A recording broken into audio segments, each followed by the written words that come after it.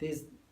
a big interest, and there's a big overlap too with permaculture ideas, is using natural materials, particularly those that are most abundant locally and most suited to your particular climatic conditions. And a few of the more common ones is cob, which is a mixture of kind of subsoil materials, which are generally quite high in clay with an gravel aggregate, and to mix in straw with that or some other kind of fibrous plant material, and to create a moldable building material that you can then, like a potter, kind of create any kind of shape that you want within your house. And it's particularly well suited for creating curves and to be able to make really interesting walls which incorporate bottles and interesting windows, and it's basically just having a moldable material that you can create any form with. Some of the characteristics of cob is that it stores heat well, so it's a good passive solar material as far as when it receives direct sunlight, it will store that heat and re-radiate it slowly. But being a dense material with very little air spaces in it, it won't insulate against heat loss very well. So it's quite well suited to a Mediterranean type climate where heat insulation is not such a big factor, but the ability to moderate the temperature within the house by absorbing the heat and re-radiating is quite a useful feature to have. There's other techniques that incorporate that earth building idea. So there's rammed earth, which is a little bit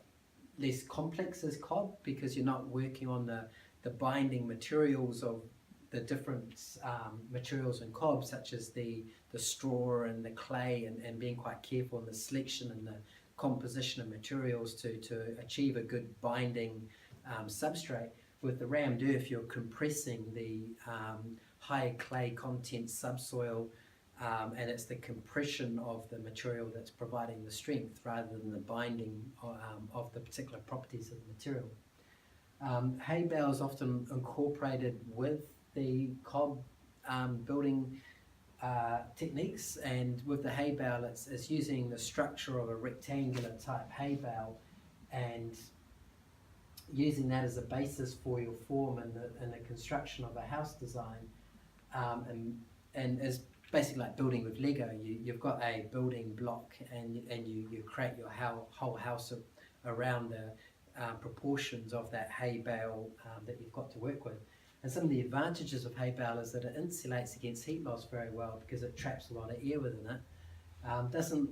store heat very well. It hasn't got any density of substrate in it that really allows it to store heat well and re-radiate it. But if you combine it with cob, so if you make use of the ability of cob to store heat and then the ability of hay bale to insulate against heat loss, they work well together. So on the southern end of a house in New Zealand, for example, where you want to store heat, so you want to have a cob wall on the interior side of the house. So this is inside the house here, and that will store sunlight that will hit that wall and then re-radiate it out again. And then by having a hay bale wall on the south side, it will then insulate against the heat loss from that cob wall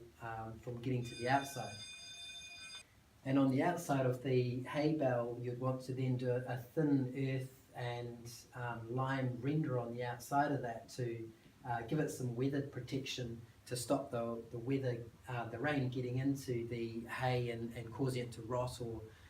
to also create a good permanent seal to stop vermin getting into it and spoiling the hay too.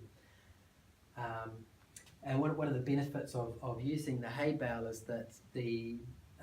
lime renders that you can use to achieve that will stick quite well to the hay bale face. So instead of having to scratch up and roughen the outside as you would with a cob face, the rendering will stick quite well to a hay bale face. With these building materials though, there's some special considerations that you need in the design of a house. One of them being is having a good overhang with your eaves to provide good weather protection, because the cob and the hay bale, being natural materials, will, if they're exposed to the weathering, will absorb that water, and the water will get into those materials and weaken their physical structure and cause water to leak into that house and cause damage in that house. So you want to really keep them dry, and it will rot the hay as well, which will degrade all of that and cause the house to slump in the area where the hay is being rotting. So you want to protect the top of the house well with a good overhang of an eave to avoid rain being able to get onto it. And particularly in areas such as the west coast of New Zealand, where you're getting driving northwesterly winds, you want to make sure you've got a good generous overhang in those eaves, perhaps associated with a patio or a deck area, to really protect the side of the house against those driving northwesterly winds. So that deck patio design would particularly be useful on the south and the west side of a house where the dominant winds are coming from in New Zealand, and then on the north and the east side of the house where we don't generally get so many strong winds, you can get away with a shorter eave because there's not so much requirement for weather protecting. And on those sides of the houses, it also allows you to get good sun access into the house by not having too big an overhang. The other thing is having a good foundation to the house. So often stone mortaring is used to create a good foundation to the house, and that stone will just prevent a water barrier to stop water rising up from the ground, and any surface water that's flowing along the surface of the site is not going to get into your earth cob or hay bales. That will be protected by having a good foundation of rock on the base. That foundation can be further enhanced by having a trench on the uphill side in particular, so that water that is running down the slope will enter into that trench and can be redirected around the outside of the building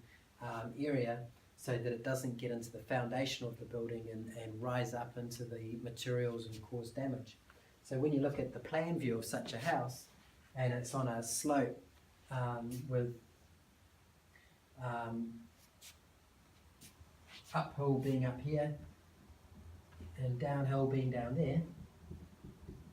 and you got your house site, you can do a few different things. One is incorporate swale designs in your permaculture setup,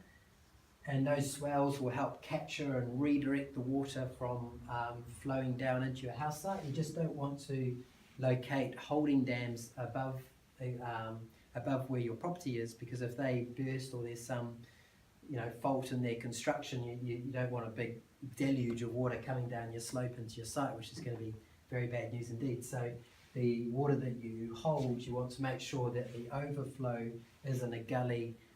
away from the house, so that it's not going to cause problems. But by capturing it in that swell, it's going to help reduce the flow of water down that slope and redirect it away from getting into the foundations of the house. And then just on the outside perimeter, you can create another trench that will capture the water that's flowing down that site, and you can direct the overflow of that trench back into the